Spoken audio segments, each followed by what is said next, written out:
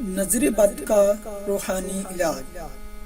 نظر بد سے حفاظت کے لیے حدیث شریف میں ہے کہ جس شخص کو نظر بد لگ جائے تو حضور صلی اللہ علیہ وآلہ وسلم کے اس ارشاد سے جھاڑے، یعنی یہ کلمات پڑھ کر نظر لگے ہوئے شخص پر دم کرے۔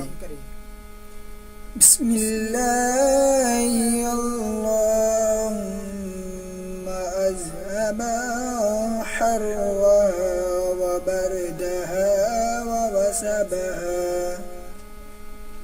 اللہ کے نام سے، اے اللہ دور کر اس کی گرمی اور اس کی سردی اور اس کی تکلیف۔